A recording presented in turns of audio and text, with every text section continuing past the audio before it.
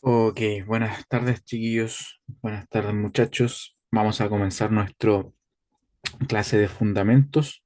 Hoy día vamos a hablar acerca de el hombre y la mujer en el plan de Dios. Vamos a volver a tomar un poco lo que hablamos acerca de Génesis, así que les voy a pedir que vayan abriendo sus Biblias en capítulo 1 de Génesis porque vamos a ir leyendo la Biblia. Yo voy a aprovechar de abrirla aquí en la aplicación también, pero ustedes vayan buscándola.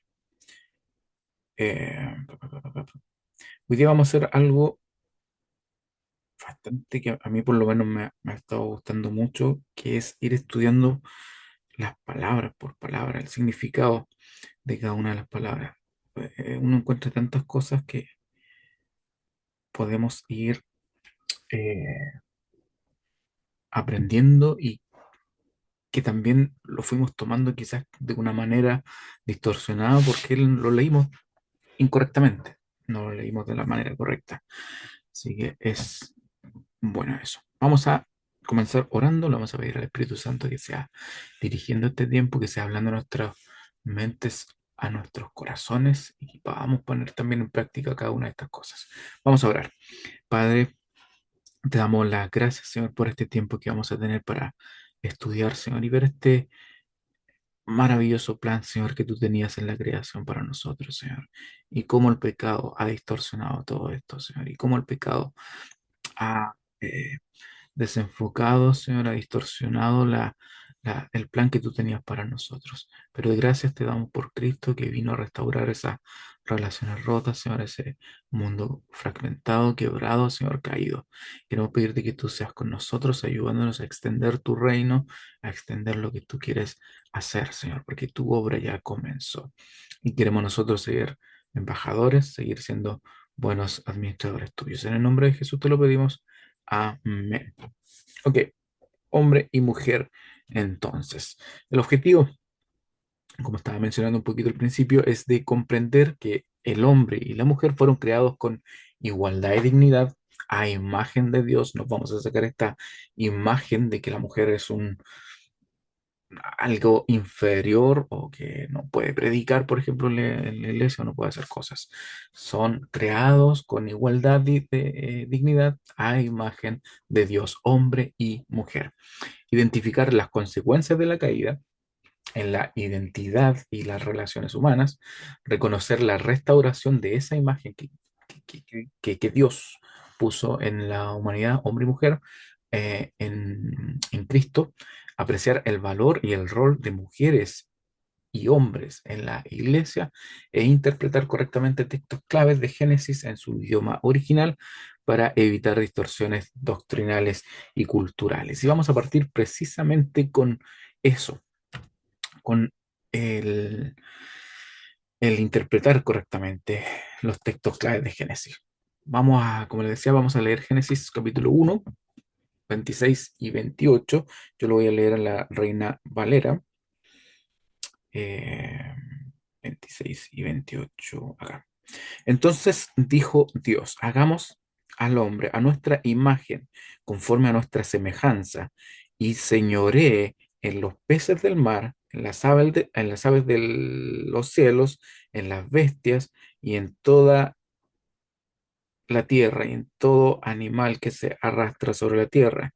Y creó, perdón, Dios al hombre a su imagen, a imagen de Dios lo creó, varón y hembra los creó, y los bendijo Dios, y les dijo, fructificad y multiplicaos, llenad la tierra y sojuzgadla, y señoread en los peces del mar, en las aves de los cielos y en todas las bestias que se muevan sobre la tierra. Entonces, lo primero, creación a imagen de Dios, igualdad, propósito y también sexualidad. Dios nos creó a imagen suya. Y aquí dice hombre y mujer, misma imagen, misma identidad, perdón, dignidad. Y como leímos en Génesis 1:27, la palabra imagen y creó Dios al ser humano a su imagen y a imagen de Dios lo creó, varón y hembra los creó. Aquí hay una imagen, una palabra que se utiliza que es la palabra tselem y proviene de una raíz que sugiere o es sombra, figura o silueta. Así que es una palabra hebrea que es una representación visible de algo invisible. Este término aparece 17 veces en el Antiguo Testamento y en la mayoría de los casos se refiere a imágenes talladas o ídolos o representaciones visibles de algo invisible o espiritual. Tenemos el ejemplo de Números 33:52, donde dice, destruiréis todas sus imágenes, o sea, destruiréis todas sus selem de piedra. O en Segunda de Reyes 11:18, donde dice, derribaron completamente el o la imagen de Baal o el selem de Baal. Así que esto indica que selem es algo visible y concreto que representa algo, otra cosa o otra persona, especialmente en sentido espiritual o simbólico. Cuando se dice que el ser humano fue creado a la imagen de Dios o al Tselem de Dios, no significa que Dios tenga forma física, porque lo vimos cuando hablamos de Dios, que Dios no tiene forma, Dios es espíritu, en Juan 4:24, Dios es espíritu. Así que, primero, hay tres cosas que quiero que entendan. Primero, que el ser humano representa a Dios visiblemente en la creación. Cuando dice, hagamos al hombre a imagen, al Tselem, representa al Dios visiblemente en la creación. Así como una estatua, por ejemplo, representa a un rey en una ciudad lejana del imperio o en alguna cultura, el hombre y la mujer fueron puestos en la tierra para ser representantes del Dios. En otras palabras, el ser humano es la imagen viva de Dios sobre la tierra. Está llamado para gobernar, para cuidar, como dice Génesis 1:28, lo que acabamos de leer, de gobernar, cuidar, multiplicar, como su reflejo, como el reflejo de Dios. Eh, el Selem también es algo eh, notorio o algo que tenemos que destacar es que no solamente implica el significado, y en muchas palabras en hebreo vamos a encontrar eso, no solamente tienen un significado, sino que también representan o implican alguna función. No solamente esencia, no solamente el significado, sino también una función. Y el Selem tiene una función. Y no es solo ser como Dios, sino representarlo activamente. Eso significa, como le dije, gobernar con justicia, reflejar su carácter, el carácter de Dios, manifestar la gloria de Dios, multiplicar su presencia en la tierra. Así que cuando hablamos de que somos creados a imagen de Dios, estamos hablando de esto, de gobernar con justicia, de reflejar su carácter, de manifestar su gloria, de multiplicar su presencia en la tierra. Y aquí en esta palabra no hay jerarquía. No hay jerarquía. Cuando se habla de Selem, dice ambos creados a imagen y semejanza de Dios. No dice que el hombre fue creado a imagen y semejanza de Dios y la mujer fue imagen del hombre, por ejemplo. No, dice que ambos, varón y hembra, no hay jerarquía. Ambos fueron creados a imagen y semejanza de Dios. Y la bendición y el mandato son dados a ambos por igual. Fructificad, multiplicad, sojuzgad, señorear y todo el resto de cosas que se nos eh, se les entregó a Adán y Eva. Segunda cosa que podemos sacar de esto, diferencia no es desigualdad. Que la mujer tenga diferencias, tanto biológicas, por supuesto, no es desigualdad. En Génesis 2:18 dice, no es bueno que el hombre esté solo, le haré ayuda idónea para él. Aquí hay otra palabra que siempre se nos complica y siempre la malinterpretamos. Y por siglos ha sido esto. No es solamente algo de ahora. eh, Ayuda idónea. Y la ayuda idónea, la palabra que se utiliza acá, o la frase que se utiliza acá es ser kenegdo. Es ser kenegdo. Son dos palabras, es ser kenegdo. Ayuda idónea. Y es ser Es una palabra usada 21 veces en el Antiguo Testamento, 16 veces para referirse a Dios como nuestro auxilio poderoso. Así que creo que analicemos en profundidad. Vamos a primero analizar Ezer. Como les dije, 21 veces en el Antiguo Testamento y 16 veces de esas 21 veces se refiere a Dios como ayuda del ser humano. O sea, la palabra es ser, esa ayuda, es la misma palabra que utiliza el Salmo 33, por ejemplo, versículo 20, donde dice, nuestra alma espera a Jehová, nuestra ayuda, nuestro es ser, eh, y nuestro escudo es Él, el Señor, el Dios Todopoderoso. Y en Éxodo 18:4 dice, el Dios de mi padre me ayudó y me libró. El Dios de mi padre me es ser, me ayudó y me libró. Así que 21 veces aparecen en el Antiguo Testamento solamente, porque es una palabra hebrea, recordemos. Em, y 16 de esas 21 veces se refiere a la ayuda de Dios. No es algo menor. Ser no tiene ninguna connotación de inferioridad, por ejemplo. Si Dios mismo es un ser para nosotros, entonces el uso de la palabra para referirse a la mujer no puede significar subordinación o debilidad. Ser es una ayuda vital, es una ayuda poderosa, indispensable, no solamente un asistente secundario como se ha interpretado muchas veces este ayuda idónea. Y que negdó, que es la segunda palabra de esta frase, que significa correspondiente a, o el significado literal, que negdó se forma de dos partes, que es como en comparación con, y neged, que es frente o en posición o en correspondencia o en reflejo. Entonces, que negdó se puede traducir como que está frente a él, como un espejo o algo así, o equivalente a él en dignidad y todo eso, correspondiente también en diálogo con él. Esto no significa subordinación, sino significa igualdad relacional al mismo nivel. La mujer no fue creada, perdón, debajo de ni encima de, sino frente a él, en una posición de equilibrio para relacionarse y para corresponder con el hombre. La idea de Dios era una alianza entre el hombre y la mujer, no una jerarquía que el hombre gobierne sobre la mujer. No es una ayudante inferior, sino que es una aliada esencial y complementaria. El tercer diseño es la sexualidad, diseño bueno de Dios. La sexualidad fue creada antes de la caída como parte del todo era bueno. Si te leyeron ya Génesis 1, ¿cierto? Del 1 al 3 lo leyeron. En Génesis 1 habla acerca de que, y se repite muchas veces, y Dios vio que era bueno, y Dios vio que era bueno. Entonces la sexualidad fue creada antes de la caída como parte de eso, del todo era bueno. No es sucia ni secundaria, sino una expresión corporal del diseño relacional de Dios. En Génesis 2:25 dice, estaban desnudos y no se avergonzaban. Había una identidad, eh, todo era bueno.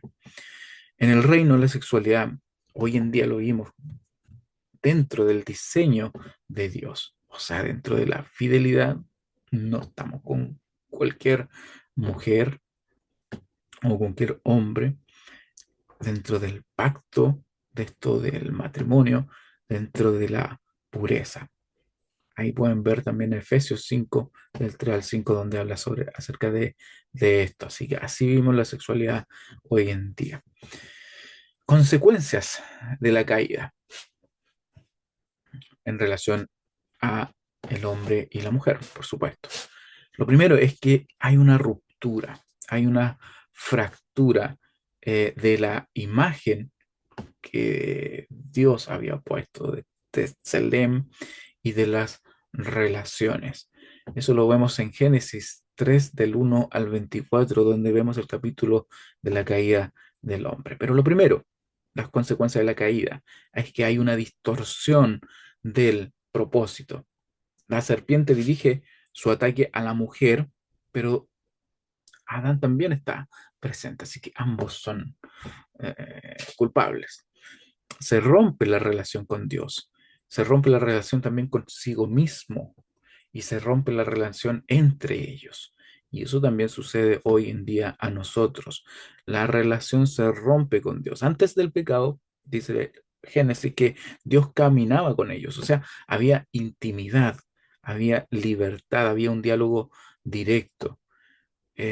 No había temor, ni había culpa, ni había separación, había una relación completamente estable con, con Dios. Pero después del pecado, después de Génesis 3, vemos cómo se esconden de Dios. Aparece por primera vez el miedo, surge la vergüenza. En el versículo 7 dice que querían cubrirse y se cubrieron, quieren cubrirse porque viene la vergüenza. Ya no hay confianza, hay culpa, hay evasión, hay distancia de Dios. Así que el pecado rompe esa comunión con Dios. La humanidad ya no puede estar desnuda y sin vergüenza delante del Creador. Así que se introduce esta barrera espiritual que el hombre no puede quitar por sí solo. Y aquí nace la necesidad de redención. Necesitamos redención, necesitamos a Cristo. Segundo es que se rompe la relación con nosotros mismos, con nuestro interior.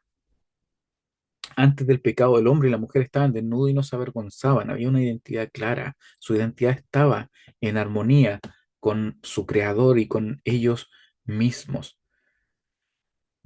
Después del pecado, sienten vergüenza. Eso es una señal clara de autoconciencia, de una autoconciencia herida.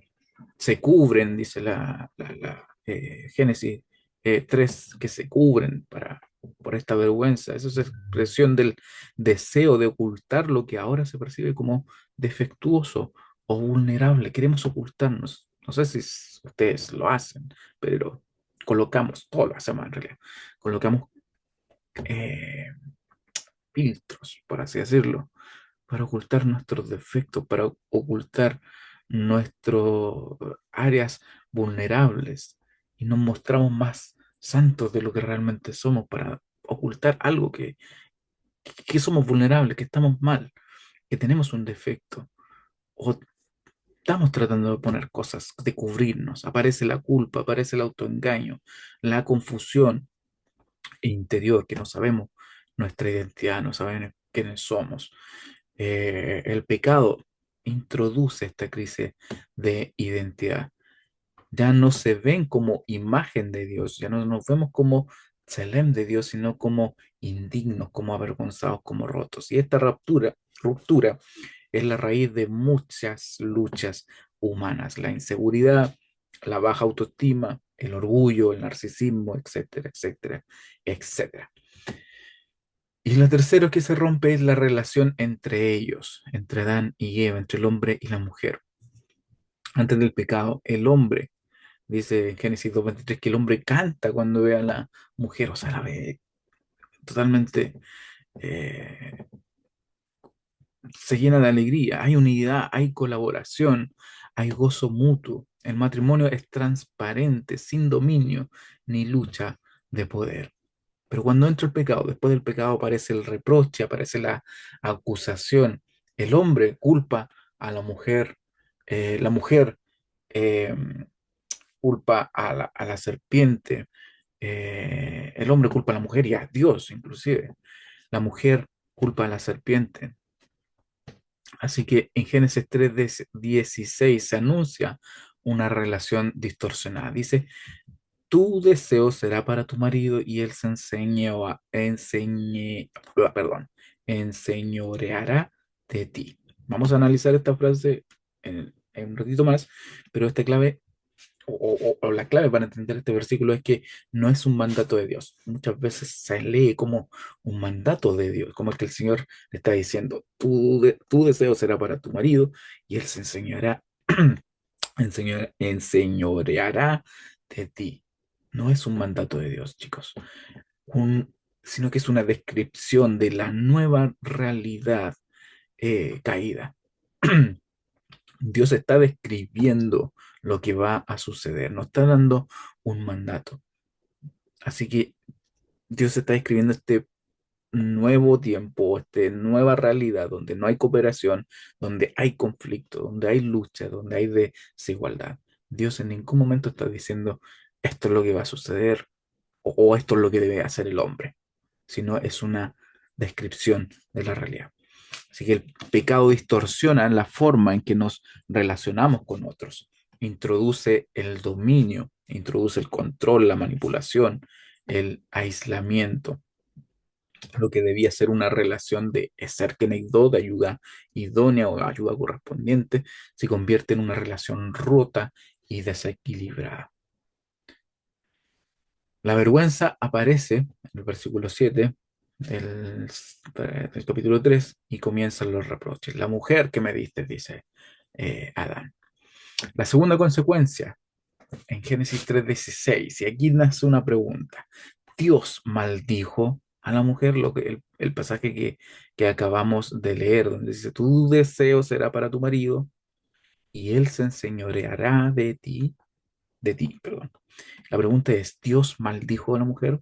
Bueno, ya lo contestamos hace un ratito. No, no, Dios no maldice a la mujer. Dios describe las consecuencias de un mundo roto, no prescribe o no ordena castigo eterno. Así que esto no es un mandato, sino un diagnóstico del desequilibrio que ahora reinaría entre los géneros. Y termina, el término, perdón, hebreo para enseñorar es machal. Y aquí hay otra palabra que se malinterpreta porque en la palabra, en el castellano o en el español, de repente hay eh, una palabra para describir muchas cosas. Y acá machal, por ejemplo, es enseñorear, pero es un dominio autoritario que en Génesis no estaba antes del pecado, en Génesis 1 y 2. Pero sin embargo, vemos en Génesis 1:28. Lo voy a leer para que no nos perdamos. Y los bendijo Dios y les dijo, fructificad y multiplicaos, llenad la tierra y sojuzgadla, y señoread en los peces del mar y las aves de los cielos, y señoread. Entonces también habla. Entonces, para nosotros ahí surge un poco la contradicción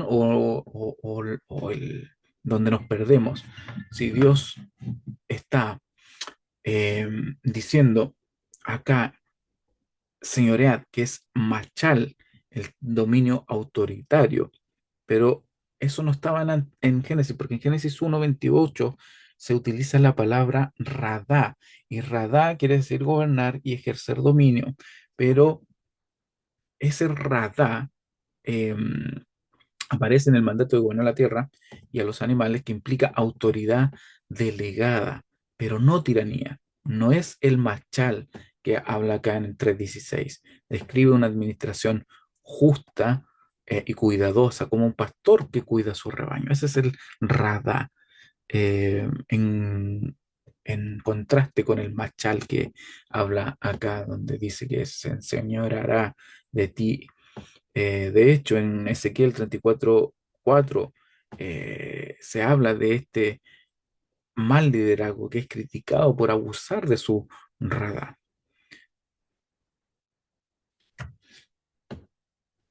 Tercero, inicio de las injusticias estructurales. El pecado institucionalizó el machismo, la dominación, la cosificación de la mujer. En la cultura antigua la mujer quedó marginada, pero Dios nunca aprobó eso.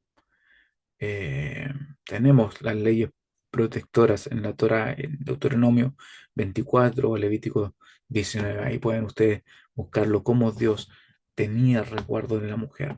Dios nunca aprobó el machismo, Dios nunca aprobó la dominación del hombre sobre la mujer, ni mucho menos la cosificación. Ahora, la buena noticia, restauración en Cristo y el llamado en el reino. eh, Restauración de la igualdad. Lo primero que Dios hace en Cristo es esa restauración de la igualdad. En Gálatas 3:28 dice, ya no hay judío ni griego, no hay esclavo ni libre, ni hay varón ni mujer, porque todos sois uno en Cristo.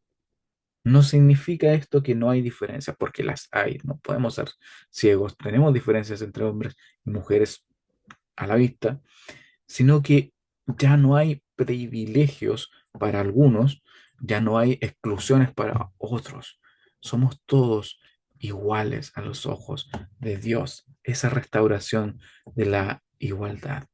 Segundo, eh, los hombres y mujeres redimidos, somos una nueva creación, hay un nuevo propósito. En Efesios 2:10 dice, somos hechuras suyas, creados en Cristo Jesús para buenas obras. Entonces, tenemos somos eh, creados en Cristo, somos hechuras suyas, imagen de Él, o Tselem que se veía en Génesis, eh, para buenas obras, tenemos un propósito, tenemos una nueva creación. Estamos redimidos, real sacerdocio, dice Pedro, nación santa. Este llamado es para todos, no solo para hombres. No dice para los hombres, solamente es para todos. Y el reino incluye mujeres activas en misión. Tenemos varios ejemplos en la Biblia de mujeres activas en la misión del reino. María Magdalena, que fue la primera testigo de la resurrección. Tenemos a Priscila, que era maestra junto a su esposo. O Febe, que era diaconisa. O las hijas de Felipe, que eran profetisas.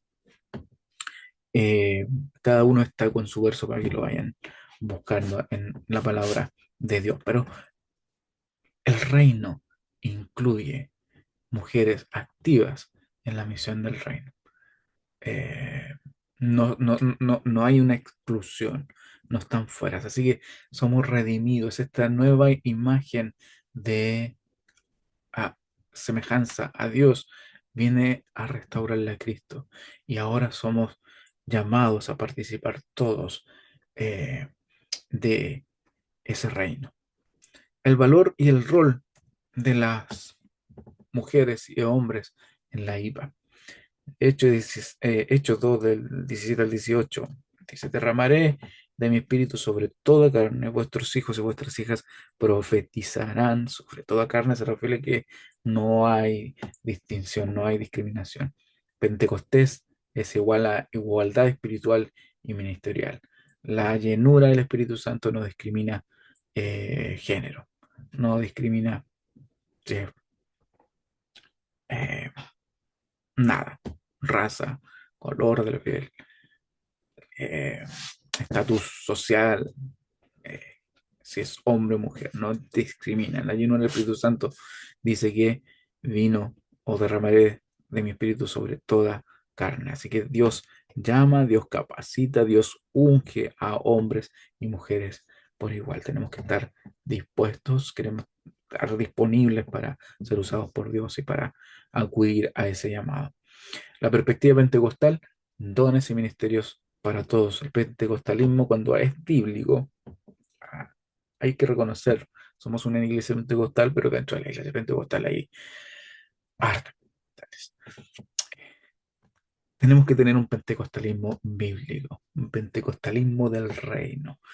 Cuando es bíblico, reconoce la participación activa de la mujer en oración, en profecía, en enseñanza, en liderazgo. Reconocemos el rol de la mujer, conocemos los dones y los ministerios que Dios le ha dado a la mujer. Eso por lo menos es nuestro enfoque en nuestra IPA. Muchas iglesias pentecostales han sido, de hecho, plantadas y sostenidas por mujeres fieles y ungidas. Muchas pastoras han quedado viudas en el ministerio y se han tenido que hacer cargos y hemos visto cómo Dios las ha usado tremendamente. El otro día hablábamos con un líder de otra iglesia y hablaba cómo Dios había usado a su pastora, que había quedado viuda, para seguir con el ministerio. Rol y cooperación. No se trata de competencia de roles, sino de cooperación en la misión del reino. Eh, los hombres y mujeres deben servirse mutuamente sin dominio ni silenciamiento. No silenciamos a nadie, ¿cierto? El rol y la cooperación. Eso ha sido el tema de hoy día, hombre y mujer en el plan de Dios. Hemos sido creados con dignidad, eh, con igual dignidad, ambos a imagen de Dios. El diablo y el pecado vino a distorsionar esa imagen, pero ahora con Cristo tenemos esa restauración. Hemos sido restaurados a la imagen de Dios, hombres y mujeres. Eh, hubieron consecuencias y existen hoy en día consecuencias del pecado y el machismo es una de esas consecuencias del pecado. La cosificación de la mujer es una de las consecuencias de la caída del pecado. Pero como iglesia, como cuerpo de Cristo, debemos erradicar eso para comenzar a vivir el plan de Dios, el plan original de Dios. El hombre y la mujer tiene un valor y tiene un rol único, y tiene ministerio y tenemos que dejarlo trabajar eso. Y también eh, los quiero invitar a que vayan buscando en internet, hay muchos libros que se pueden descargar gratis, eh, acerca de, no sé, del significado de las palabras. Hay diccionarios bíblicos que están ahí en línea que se pueden utilizar. Empiezan a buscar algo que no les calce. Por ejemplo, eso mismo, señorear o enseñorear. Hay muchas palabras en el hebreo para hablar acerca del enseñorear. Eh, y cuando vemos en Génesis 1 que el Señor dice enseñorear, se está refiriendo a ese enseñorear, eh, sin tiranía, sin autoritarismo, en gobernar o administrar, por así decirlo. Pero en cambio, cuando se está refiriendo a la mujer, que el hombre se enseñoreará de la mujer, que también no es un mandato, sino es una... eh, está describiendo lo que va a suceder, también tiene que ver con ese autoritarismo. Son palabras diferentes, machal. Así que eso, vayan buscando cuando les cause duda, vayan a buscar. Si es Antiguo Testamento, vayan al hebreo, por supuesto. Si es Nuevo Testamento, vayan al griego ahí para buscar lo más cercano a lo que se está hablando, lo que se está refiriendo. Ha sido un placer, muchachos. Hay un anuncio. Tenemos este mes de julio, lo vamos a tomar de vacaciones, aprovechar estas 3 semanitas que nos quedan. Vamos a tomar un receso y nos vemos la primera semana de agosto. Así que disfruten este tiempo de vacaciones, disfruten este tiempo con la familia, de hacer cositas, de pasar tiempo también estudiando la palabra de Dios. Y nos vemos la primera semana de agosto. Ahí vamos a estar anunciando si partimos presencial o partimos vía Zoom, vía línea. Así que eso, vamos a orar y nos despedimos. Padre, te agradecemos por este tiempo que hemos tenido, Señor. Te agradecemos por tu palabra, te agradecemos porque nos recuerdas, Señor, el valor, el propósito por el cual nos creaste, Señor. Y nos recuerdas, Señor, que somos hechos a imagen y semejanza tuya, Señor, y para gobernar y con una función específica, Señor. Y a hombres y mujeres nos hiciste igual. Te agradecemos por eso. Te agradecemos porque has puesto, Señor, en nuestros corazones esta igualdad de condiciones, esta igualdad de dignidad, Señor, que tienen los hombres y las mujeres en tu reino. Te pedimos que tú seas ayudándonos durante este tiempo a entender, a aplicar estas enseñanzas en el nombre de Jesús. Amén. Amén, chiquillos. Nos vemos entonces la próxima semana.